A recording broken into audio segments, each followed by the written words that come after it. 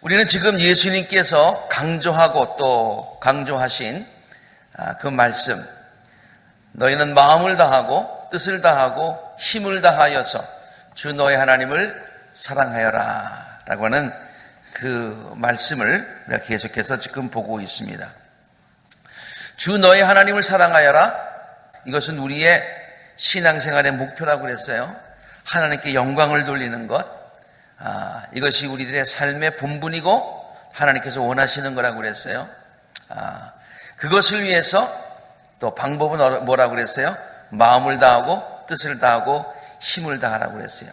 그래서 지금 계속해서 제가 설교하는 4주간 동안 4주일 동안 계속 신명기 오늘 본문 말씀 6장에 있는 말씀을 계속 읽었어요.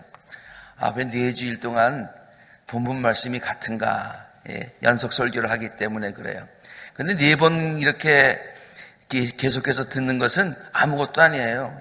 이스라엘 백성들은 앉아 일었으나 모든 어디서나 언제든지 늘 귀에 못이 박히도록 듣는 말씀이니까 말이죠. 이렇게 중요한 말씀이에요.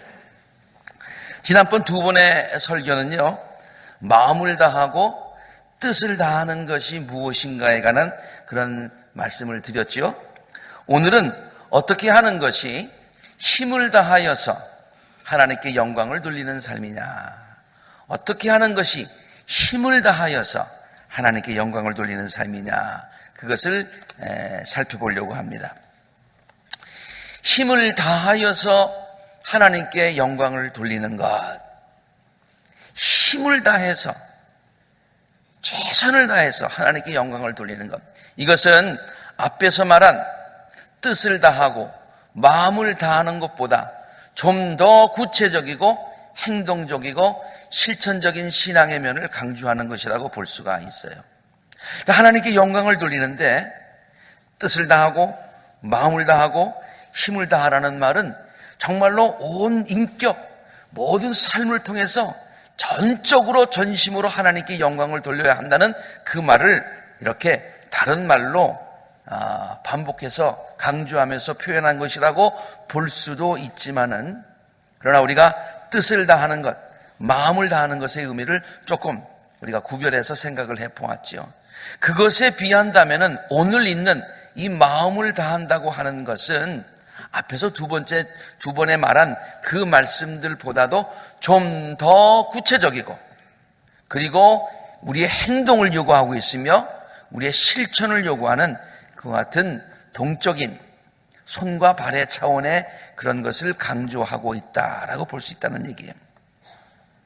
깨닫고 마음으로 느낀 것을 행동으로 구체적으로 옮기는 그런 실천적인 신앙. 성경은 이것의 중요함을 여러 곳에서 강조하여 반복하여 우리에게 가르치고 있어요.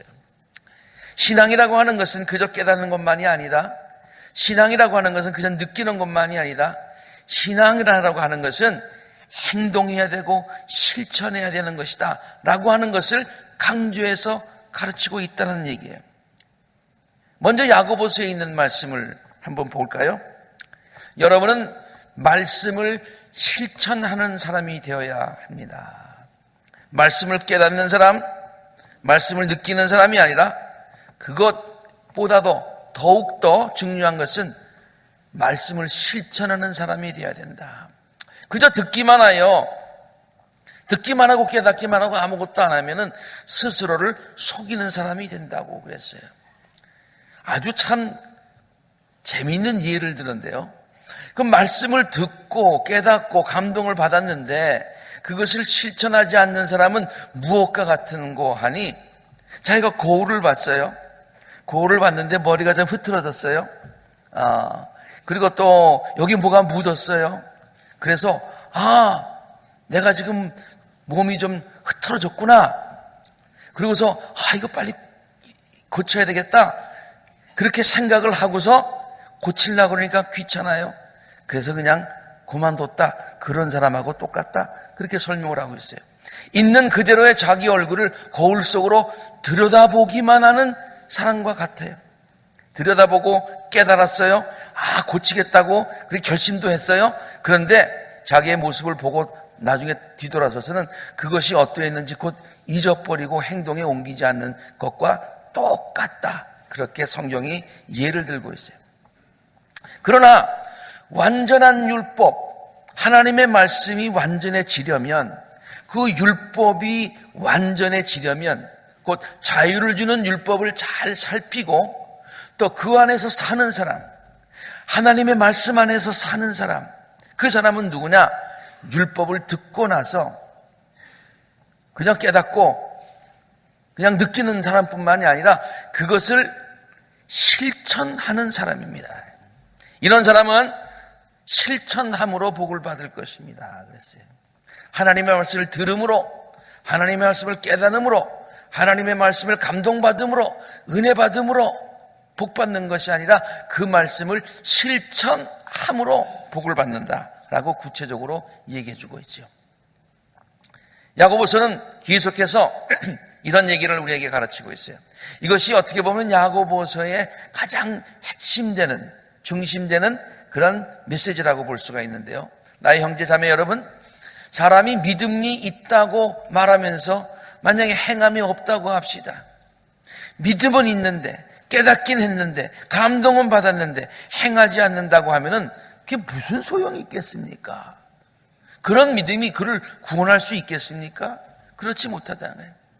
믿음에 행함이 따르지 않으면, 그 믿음이 행동으로, 실천으로 옮겨지지 않으면 그 자체만으로는, 그 믿음만으로는, 깨닫는 것만으로는, 감동받는 것만으로는 죽은 것입니다.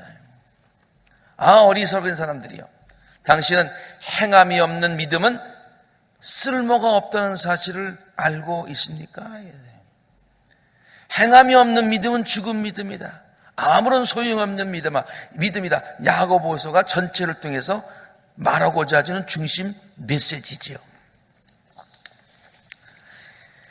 예수님께서도 행함이 있는 믿음의 중요성에 대해서 여러 차례 또 여러 가지 방법으로 우리들에게 가르쳐 주셨어요. 한 번만 말씀하신 게 아니에요. 여러 곳에서 말씀하셨어요. 바리새인과 사두개인들, 그 당시 종교 지도자들 보면서 늘 지적하신 내용이 뭡니까? 아는 대로 행하지 않는다는 것 아닙니까? 그래서 위선이라는 말 아닙니까? 이렇게 책망도 하셨지만은 구체적으로 가르쳐도 주셨어요. 우리가 좋아하는 예수님의 가르침 중에 산상수훈이라는 것이 있죠. 마태복음 5장으로부터 시작해서 6장 그리고 7장에까지 걸쳐 있는 예수님의 가르침 중에서 보물과 같고 정말로 보석과 같은 그런 보물과 같은 말씀이에요. 그래서 우리는 산상수훈이라고 그렇게 얘기를 해요. 그 산상수훈을 했을 때 우리들도 감동받았지만 그 당시에 있는 많은 사람들이 얼마나 많이 감동을 받았을까요? 맞아, 저것이 하나님의 뜻이야, 저것이 율법의 본래의 뜻이야 하고 깨달았겠죠. 마음의 결심도 했겠죠. 그리고 마음 가운데 감동도 받고 은혜도 받았겠지요. 예수님은 그 듣고 있는 많은 사람들이 끄덕이면서 감동받고 깨닫는 것을 보시면서 마지막에, 산상수훈 마지막에 저들에게 한 번 더 확인해 주십니다. 은혜 받은 것 중요하다, 깨닫는 것 중요하다. 그러나 that's not enough. 그거가 다가 아니란다. 너희들이 깨달은 바를, 느낀 바를, 감동받은 바를 이제부터는 실천에 옮겨야 되는 거야. 실천에 옮겨야 되는 거야 라면서 결론적으로 이런 말씀을 해 주십니다. 나더러 주님 주님 하는 사람이라고 해서 다 하늘나라에 들어가는 것이 아니다. 그저 하나님의 말씀을 다 안다고 해서 그냥 그것 때문에 하늘나라에 들어가는 것이 아니다. 하늘에 계신 내 아버지의 뜻을 행하는 사람이야에 들어간다. 행하는 사람, 믿음을 실천하는 사람. 그날에 많은 사람이 그날에 많은 사람이 나에게 말을 할 거라. 주님, 우리가 주님의 이름으로 이언도 하고 주님의 이름으로 귀신도 내쫓고 주님의 이름으로 많은 기적도 행하고 우리가 주님의 많은 은혜를 나누고 그랬습니다. 그때 나는 그들에게 밝히 말할 것이다. 나는 너희를 도무지 알지 못한다. 왜냐? 불법을 행하는 자들이기 때문에. 왜냐하면 하나님의 법을 알고 하나님의 법대로 하나님의 법을 가지고 능력도 행하면서 은혜도 받았으면서 그러면서 그대로 실천하지 않으니까 불법을 행하는 거지요. 율법을 행하는 것이 아니라 율법을 행하지 않는 것이니까 불법을 행하는 것이다. 그런 얘기예요. 나에게서 물러가거라. 나는 너희를 알지 못한다. 그러므로 내 말을 듣고 그대로 실천하는 사람이 되어야 된다. 이제 내가 너희들에게 이 귀한 말씀을 전했는데 이 앞으로 너의 삶을 그 말씀을 가지고 인생의 집을 짓고 믿음의 집을 져야 될 텐데 어떻게 하면 그 믿음의 집이 인생의 집이 견고하게 되는 줄 아느냐? 말씀을 듣는데 그치는 것이 아니라 말씀을 듣고서 행하여야 그것이 반석 위에 짓는 집이 되는 거야. 반석 위에 집을 지은 슬기로운 사람 누구냐? 내 말을 듣고 그대로 실천하는 사람이다. 비가 내리고 홍수가 나고 바람이 불고 그 집에 들어치더라도 무너지지 않는다. 그 집을 반석 위에 세웠기 때문이다. 그래서 믿음의 실천의 믿음이 얼마나 중요한지 이렇게 가르쳐주고 있어요. 그러나 내 말을 들었는데 듣는 것으로 그치고 거울로 봤는데 깨닫는 것으로 고치고 고치지 않고 실천하지 않는 사람은 어떤 사람이냐? 마치 모래 위에다가 집을 짓는 어리석은 사람이다. 그래서 실천하지 않으면 곧 무너진다. 그 집이 비가 내리고 홍수가 나고 바람이 불어서 그 집에 몰아치면 곧 무너진다. 그리고 그 무너짐이 보통 무너지는 것이 아니라 심하게 무너질 것이다. 그렇게 말씀하셨어요. 제가 아까 예수님께서 실천하는 믿음이 얼마나 중요한지 그것 때문에 그 당시 종교 지도자들도 책망하시고 또 이렇게 귀한 말씀도 반복해서 강조해서 말씀하셨을 뿐만 아니라 또 비유를 통해서도 우리들에게 또 강조해서 말씀해 주신 적이 있어요. 이것이 유명한 두 아들에 관한 비유예요. 너희는 어떻게 생각하느냐? 우리도 한번 생각해 보시길 바랍니다. 아들이 둘이 있어요. 아버지가 맏아들에게 갔습니다. 얘야, 오늘 너 포도원에 가서 좀 일 좀 해라 그랬어요. 근데 그 맏아들은 그때 아버지의 뜻을 잘 깨닫지 못했어요. 진짜 아버지가 원하시는 것이 무엇인지 잘 깨닫지 못했던 것 같아요. 그래서 No, I don't like it 그렇게 얘기했어요. 나 안 할 거예요. 네. 그런데 나중에 가서 아버지의 뜻을 깨달았어요. 뉘우쳤다고 그랬잖아요. 그러니까 아버지의 뜻을 깨달았어요. 그리고 나서는 일하러 갔다고 그랬어요. 일하러 갔다고 그랬어요. 근데 둘째 아들이 있습니다. 아들이 노를 했으니까 맏아들이 노를 했으니까 아마 아버지가 둘째 아들에게 갔던 것 같아요. 포도원에 가서 좀 일 좀 해야 되겠다. 그러니까 둘째 아들은 말이죠.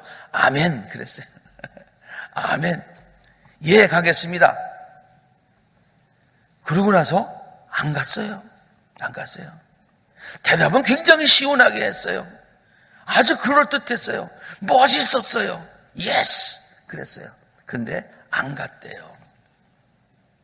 이 둘 가운데 누가 아버지의 뜻대로 하였느냐?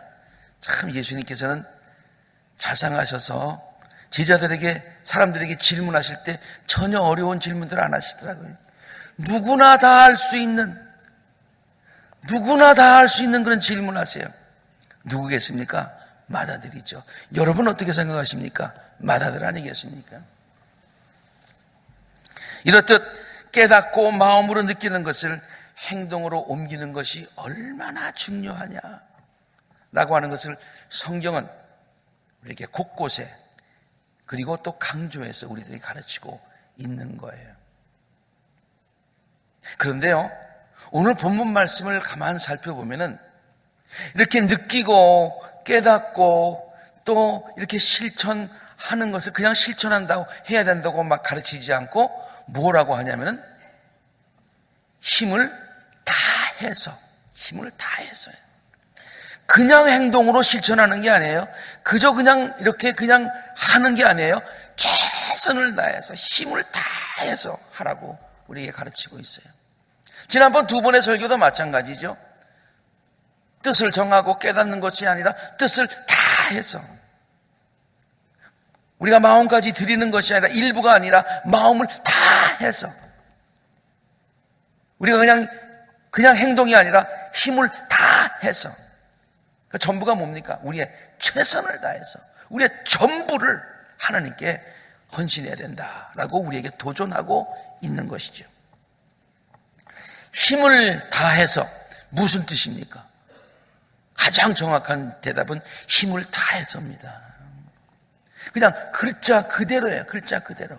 근데 그 글자 그대로에 있는 말들을 조금 더 한번 이해하기 위해서 제가 어떻게 생각을 했는가 하니, 힘을 다하는, 힘을 다하지 않는 그 반대 개념은 무엇일까라는 생각을 했어요. 그리고 힘을 다해서 하지 못한 좀 아쉬운 부분들은, 그 의미에 못 미치는 말들은 무엇일까? 반대되는 개념, 그리고 또 약간 못 미치는 개념들을 한번 생각해 보았어요. 그리고 시간이 날 때마다 제가 컴퓨터에 가서 다시 그걸 썼어요.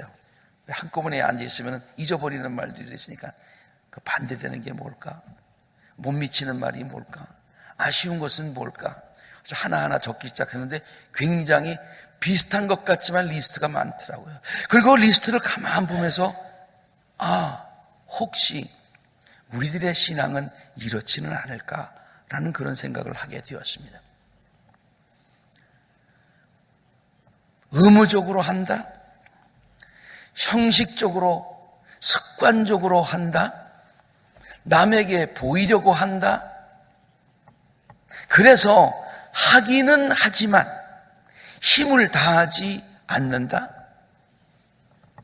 최선을 다하지 않는다? 말만 한다? 말만 한다? 하겠다는 말만 하고 실제로는 그 말대로 하지 않는 거예요.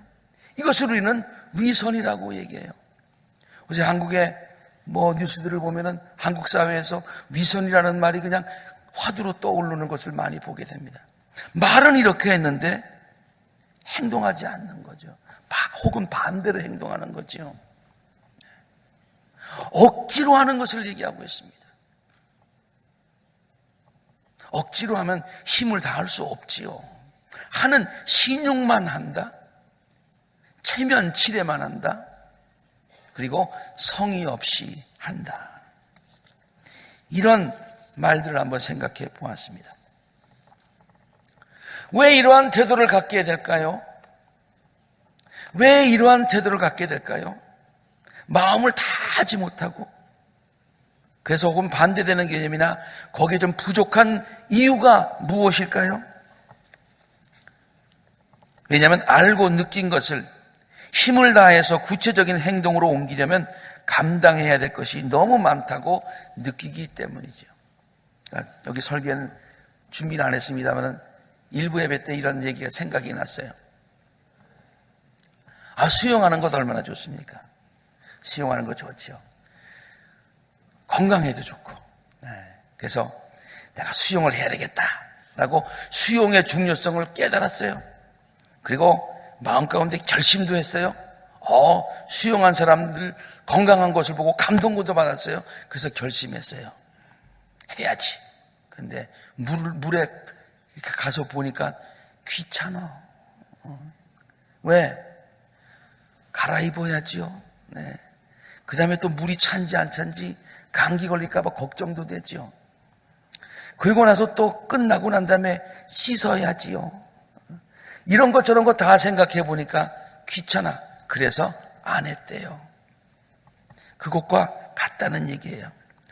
하려고 하니까 너무 거치장스러운 게 많고, 계산해 보니까 손해볼 것 같고, 희생해야 될 것 같고, 그래서 주저주저 하다가 조금 하는 척 했다가 안 하고 했다, 그런 얘기예요. 삶의 중심이 하나님께 있어야 한다는 것을 알고 있기 때문에 하나님의 영광을 위해서 살아야 되기 때문에 그쪽에 한 발은 들여놨어요. 한 발은 드러났어요. 그런데 아직도 나 중심의 생각이 나를 사로잡고 있는 거예요. 다 들여놓기에는 좀 뭔가 아직까지 걸리는 게 있어요. 그래서 한 발은 이쪽에, 한 발은 이쪽에 들여놓고 있어요. 여러분, 한번 생각해 보세요. 무슨 일을 힘껏 하려면은 두 발을 한꺼번에 놓고 거기에다가 해야 거기 힘이 들어가는 거예요. 한 발은 이쪽에 놓고 한 발은 이쪽에 놓고 하려면 힘 들어가야 안 들어가요? 들어가고 싶어도 힘을 다하지 못하는 거예요. 아니, 포지션상, 위치상 그렇다, 그런 얘기예요. 사도행전에 보면 아나니아와 삽비라 부부 이야기가 나옵니다. 참 이 얘기는 읽으면서 참 마음이 참 불편해요. 그래서 설교 때 많이 사용하지 않는 그러한 이야기이기도 합니다. 그러면 이런 생각이 났어요. 이 두 부부가요, 모든 소유를 팔아서 사도들의 발 앞에 가져왔다고 그랬어요. 모든 소유를 팔아서 사도들의 발 앞에 가져왔다고 하는 것은 하나님 경외의 신앙, 예수 그리스도의 재림을 기다리는 것이 얼마나 귀중한가 하는 것을 깨달았기 때문이겠죠. 그거 없으면 그거 할 수 있었겠어요? 그래서 했어요. 이쪽에 발을 들여놨어요. 그래서 소유를 팔아서 했어요. 근데 이쪽 발까지 다 들여놔야 되는데 이쪽 발이 조금 아직까지 다 못 들여놨어요. 왜냐하면 뭔가 아직까지 미련이 있는 거예요. 미련이 있는 거예요. 그래서 발이 여기 있고 여기 있으니까 힘을 다하지 못했어요. 소유를 팔기는 하였지만은 그 값의 얼마를 따로 떼어놓았다고 성경이 그렇게 기록하고 있어요. 그래서 그는 사도들로부터 다음과 같이 책망을 받습니다. 아나니아는 들으시오, 어찌하여 그대의 마음이 사탄에게 홀려서 성령을 속이고 땅값의 얼마를 몰래 떼어놓았소. 어찌하여 이런 일을 할 마음을 먹었소. 그대는 사람을 속인 것이 아니라 하나님을 속인 것이요. 성경을 계속 읽어보면은 아나니아는 이 말을 듣고 그 자리에서 숨졌으며 나중에 그의 아내도 똑같은 일을 당하게 되었다고 기록하고 있습니다. 이렇듯 엄중하고 무서운 이야기가 성경에 기록된 이유가 무엇이라고 생각합니까? 교회 나오면 하나님 믿으면 모든 거 다 팔고 세상에 있는 모든 다 버리고 그리고 다 교회에다가 바쳐야 된다, 그런 뜻일까요? 아닙니다. 이렇게 기록을 한 이유는 분명합니다. 하나님은 우리들이 하나님께 영광을 돌리는 삶을 살되 의무적으로, 형식적으로, 습관적으로 억지로 하는 신용만 하면서 성의 없이 체면치레만 하는 것을 원하시는 분이 아니시라. 온 마음을 다하고 힘을 다하기를 원하신다. 하나님은 우리의 마음 전체를 받기를 원하신다. 최선을 다하는 것을 원하신다. 갈라진 마음이 아니라 온전한 마음을 원하신다라고 하는 것을 이 이야기를 통해서 우리들에게 가르쳐 주시는 말씀이에요. 언젠가 한번 소개해드린 카일 아일드만이 쓴 Not a Fan이라고 하는 책이 있어요. 다시 한번 소개를 드리는 이유는 오늘 설교 내용과 이렇게 잘 맞기 때문에 반복되지만 한 번 더 강조해서 말씀을 드리고 싶은 거예요. 카일 아일드만이 이 책에서 강하게 주장하는 것이 있습니다. 그것은 예수의 참 제자는 말로만 되는 것이 아니라고 하는 거예요. 예수의 참 제자는 말로만 되어지는 것이 아니다. 그저 그냥 은혜 받는 그 상태만 있어서는 안 되고 무엇인가 액션이 필요하다는 거예요. 구체적인 액션이 필요하다는 거예요. 오늘 본문 말씀에 있는 용어로 말하자면 마음을 다하는 그와 같은 노력이 필요하다는 거예요. 그 책에 나오는 소 제목들만 보더라도 그가 이것을 얼마나 강조하고 있는지를 알 수가 있습니다. 말로만 하는 것은 절대로 안 됩니다. 지금 이게 그 책에 Not a Fan이라는 책에 챕터 1, 2, 3, 4의 제목들이에요. 말로만 하는 것은 절대로 안 된다. 이게 챕터 1, 2인지 이건 잘 모르겠습니다만 하여튼 그 다음 챕터는 예수님을 따르기 위해 어떤 손해를 보았는가. 반쪽짜리 마음으로는 어림도 없다.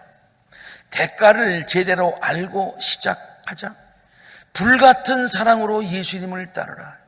뜨뜻미지근한 라오디게아 교회에 있는 그와 같은 교인들의 마음처럼 차지도 않고 뜨겁지도 않는 lukewarm, 뜨뜻미지근한 미지근한 신앙 가지고는 안 된다 그러냐.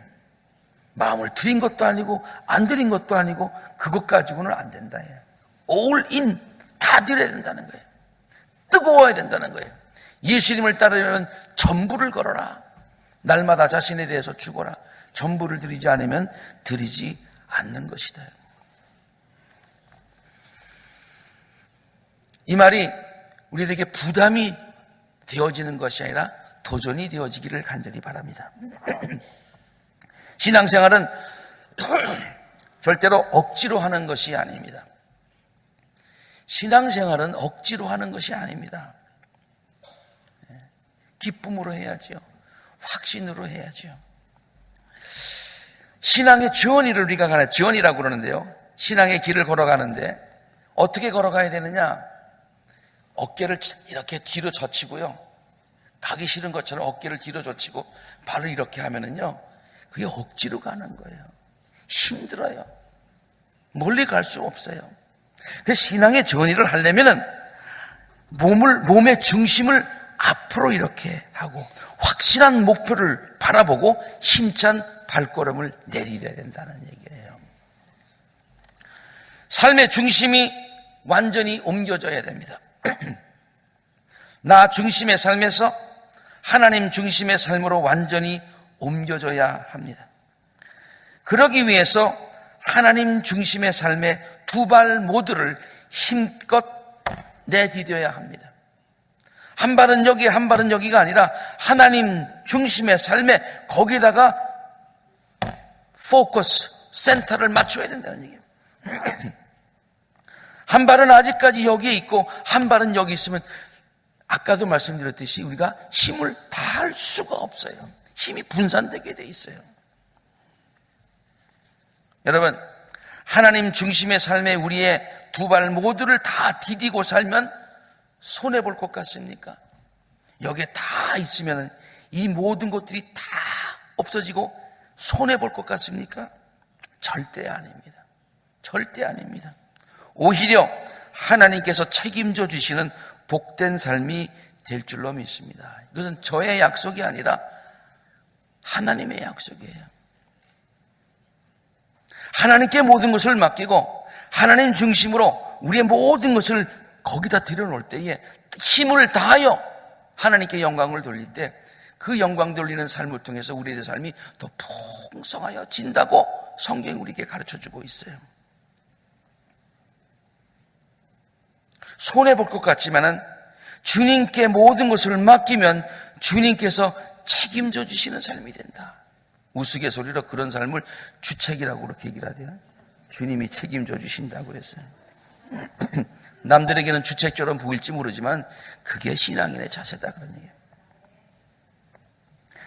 나의 삶에 한 발은 들여놓고 또 한 발은 하나님께 걸쳐놓고 신앙생활하는 것은 마치 두 마리 토끼를 쫓으려다가 한 마리도 못 잡는다라고 하는 우리 사람들의 말과 같다 그런 얘기예요. 이런 생각을 해보았습니다. 우리들에게 있는 하나님께서 주신 건강과 시간과 재물과 모든 것들, 이것을 우리가 어디에다가 투자해야 되느냐. 이 투자라는 그런 개념, 모든 것을 맡긴다는 그런 개념으로 한번 생각해 봤어요. 투자라고 생각하면 우리가 이렇게 돈을 가지고 여기저기에 이제 주식에 투자하는 그런 생각이 나잖아요. 그것과 한번 비교해 볼까요? 사람들은 그런 생각을 주식에 투자하는 생각을 하면서 이런 얘기를 합니다. 현명한 투자는 어떤 한 곳에다가 다 투자하는 거가 아니라 여러 군데 분산해서 투자를 해야 그것이 지혜로운 투자라며요. 네. 저는 뭐 주식에 대해서 잘 모릅니다만 그렇게 얘기를 하더라고요. 맞는 얘기예요. 그 세계에서는, 그 증권 그 세계에서는 그게 맞는 얘기예요. 네. 왜 그러냐면요. 증권에 대해서 우리가 잘 알, 그 투자가 성공할지 성공하지 않을지 아무도 모르기 때문에 그래요. 그저 우리가 단순히 아는 것은 그동안의 통계 숫자나 이런 것 보고서 여기가 잘 될 것 같아. 그렇게 생각을 하고서 그렇게 또 많은 사람들이 가이드를 하니까 거기다 투자하는 것 뿐이죠. 그런데 그것이 진짜로 성공하는 것이냐 안 성공하는 것이냐 그건 몰라요. 그러니까 현명한 것은 여기도 조금 저기도 조금 해가지고 해야 안전하다고 하는 거예요. 그것은 왜냐면요, 지금 말씀드린 것처럼 그것이 확실한지 안 한지를 모르기 때문에 그런 거예요. 그런데요, 우리가 하나님께 우리들의 삶과 우리들의 시간과 우리의 모든 것을 드리려고 할 때에, 그러면 이게 분산 투자를 해야 되겠습니까? 하나님께 요만큼 드리고 또 세상에 요만큼 넣고 뭐 이렇게 해가지고 분산 투자하는 게 현명한 것 같습니까? 절대로 그렇지 않습니다. 그건 바보입니다. 영적인 바보예요. 왜냐하면 확실하게 하나님께서 가르쳐 줬는데도 못하는 게 바보지. 하나님이, 우리는요 이렇게 그냥 개스해가지고 투자하는 게 아니에요. 하나님이 말씀을 통해서 이것이 가장 보람된 것이다, 이것이 가장 여기 하면 행복이 보장된다, 축복이 보장된다, 내가 지켜주고 내가 보장해줄게 라고 확실하게 가르쳐 줬는데도 여기다가 우리의 마음과 뜻과 정성을 들이지 못하면 그건 바보지. 안 그래서 영적인 바보지. 어리석은 것 아니에요. 하나님께서 약속하셨는데, 하나님께서 확실한 거라고 말씀하셨는데 왜 거기다가 우리의 삶을 투자하지 못하느냐, 그런 얘기예요. 우리의 온 마음과 온 뜻과 온 정성을 바치면 하나님께서 보장해 주시는 줄로 믿습니다. 비록 보이지는 않죠. 비록 보이지는 않죠. 그 회사에 잘 되고 못 되는 것이 보이지 않듯이 우리가 영의 세계, 하나님의 축복의 세계, 그게 잘 보이지 않아요. 그러나 우리에겐 믿음이라는 것이 있잖아요. 하나님의 약속이라는 것이 있잖아요. 그래서 뭐라고 히브리서에는 기록하고 있습니까? 믿음은 바라는 것들의 실상이라고 했잖아요. 우리가 하나님이 말씀해 주신 것을, 그 말씀을 믿으면, 하나님의 말씀이 확실한 것을 우리가 확실하게 깨달으면 그것은 앞으로 있는 것에 대한 실상이다, 그런 얘기예요. 우리가 보지는 못하지만은 그 증거가 된다, 그런 얘기예요. 그래서 하나님의 말씀을 믿는 그 믿음, 하나님의 사랑을 신뢰하는 그 신뢰, 그 신뢰를 가지고 뜻을 다하고 마음을 다하고 힘을 다해서 분산된 마음이 아니라 전적인 마음으로 하나님께 영광을 돌리는 복된 삶을 살아가시는 우리 모두가 되시기를 주의 이름으로 축원합니다. 함께 기도하시겠습니다.